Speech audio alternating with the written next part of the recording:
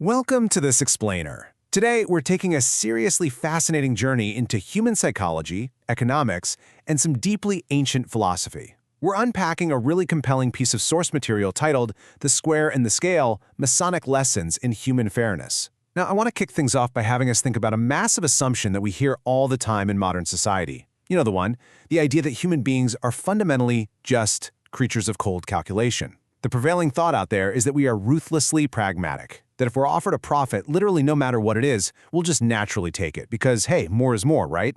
But what if that completely misunderstands how we actually operate? What if there's a deeper unwritten law inside us that totally overrides pure greed? Well, let's explore exactly that. Ask yourself, do you truly believe that logic and personal gain always outweigh principle and dignity? For a really long time, modern thinkers and economists built entire complex models on this exact premise. They just assumed that logic crushes principle every single time, and that a quick buck will always outweigh a person's sense of dignity. And, it kind of makes sense on paper. But as we'll see, when you actually test this theory out in the real world, human nature throws a massive, absolute wrench into those perfectly calculated gears. We're setting up a huge paradigm shift here today, proving that man absolutely does not live by profit alone. All right, Section 1, the Ultimatum Game and the Fairness Instinct. Let's get right into it. Okay, let's dive into this. To really understand how this whole assumption of pure human greed was completely shattered, we have to look at a super famous economic experiment. It's known as the Ultimatum Game. This experiment was literally designed to test the absolute limits of human greed, and the results exposed a profound truth about who we are. Here's how it works. It's beautifully simple. Step 1. Person A is handed $100 and given a single instruction. They have to divide this money with a total stranger, person B. Now, giving away free money to a stranger is already a bit of a stressful premise, right? But it gets better. Step 2. Person A makes an offer.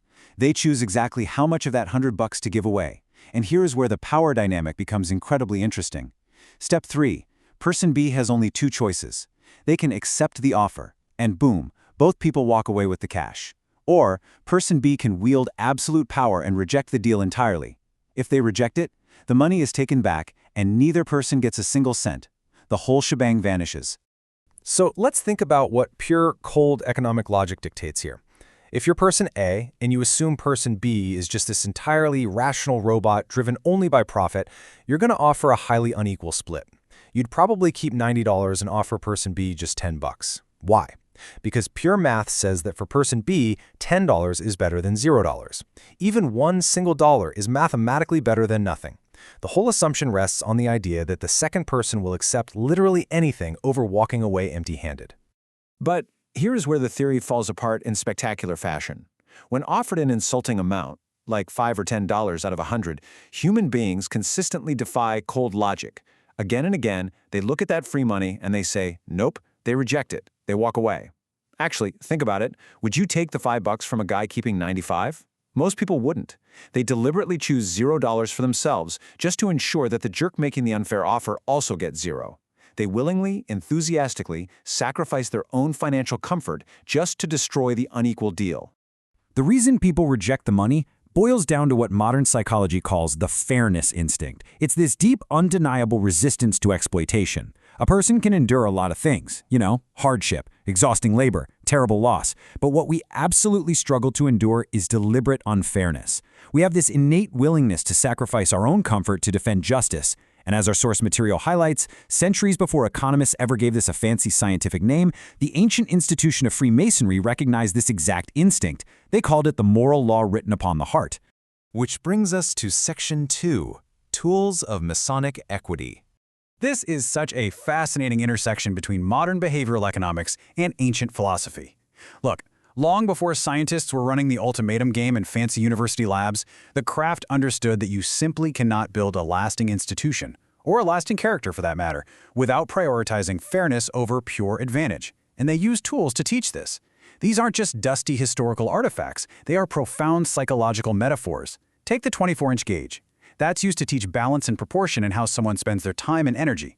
Then there's the common gavel, which represents the conscious daily effort to chip away and remove the excesses and vices that distort a person's character.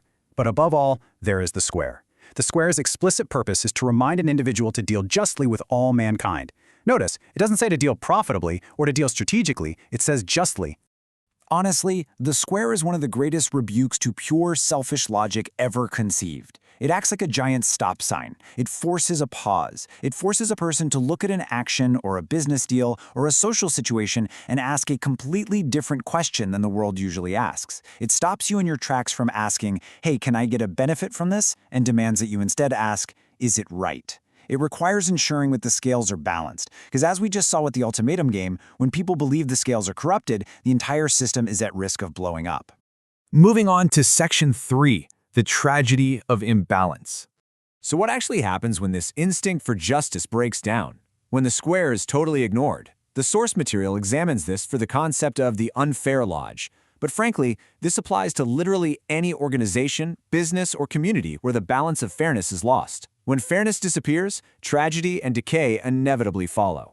Imagine a workplace or an organization displaying these toxic symptoms. It's a place where labor is entirely unequal. A tiny handful of people carry every single burden, while others just seek out shiny titles and recognition without putting in any actual service. Praise is just handed out regardless of real effort, and meanwhile, the faithful, quiet, grinding labor of others passes completely unnoticed. It's essentially like that terrible group project in high school where one person does all the work, but everyone gets the A, right? At first, people might stay quiet, but eventually, that environment turns poisonous. Attendance weakens, enthusiasm fades, resentment grows in whispers.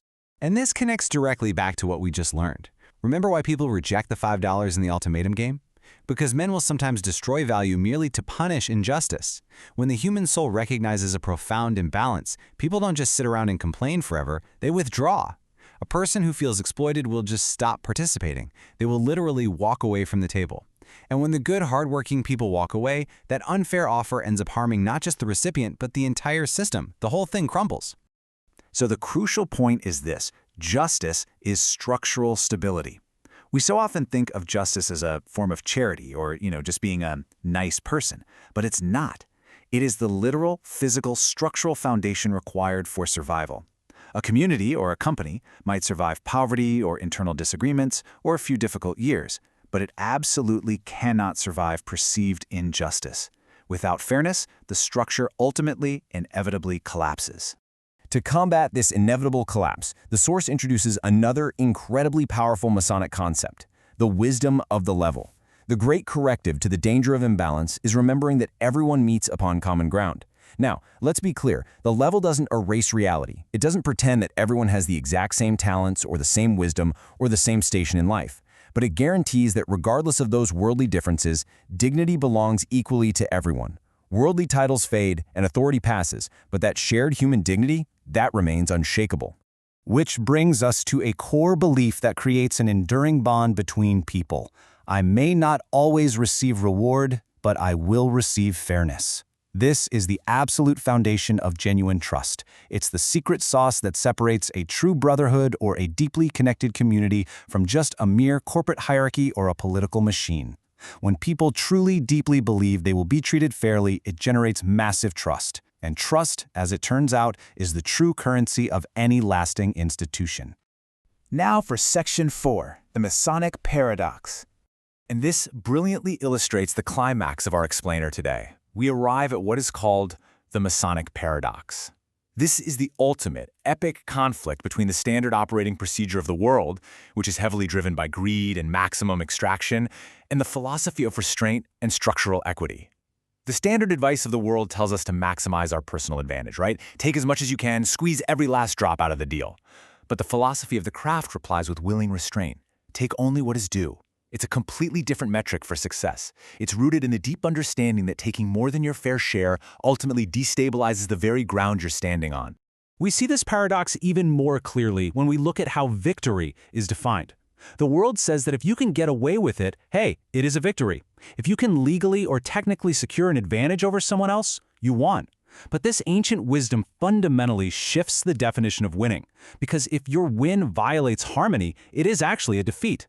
Think about it. If your so-called win causes resentment, fractures relationships, and violates the harmony of the group, it's not a victory at all. It is a catastrophic loss in the long run. The paradox resolves into this really beautiful truth. When men pursue advantage without fairness, eventually everyone loses. The system breaks. But when people willingly restrain themselves for the sake of justice, everyone gains stability. Choosing not to exploit an advantage isn't a sign of weakness. No way. It is the very essence of civilization itself. It is the conscious, deliberate choice to build something that lasts, rather than just grabbing something fleeting. So I want to leave you with this final provocative thought. As you navigate your own life, your workplace, and your communities, remember that every single situation is essentially its own little ultimatum game. So ask yourself, what preserves harmony, dignity, and trust? Cleverness alone is never enough. Wealth and talent, never enough. Any enduring institution, and frankly, any truly successful life, must be built upon the square of fairness. Because fairness isn't opposed to strength, it is the very foundation of it. Thank you so much for joining me for this explainer, and I really hope this leaves you with a fresh perspective on the true structural value of justice. See you next time.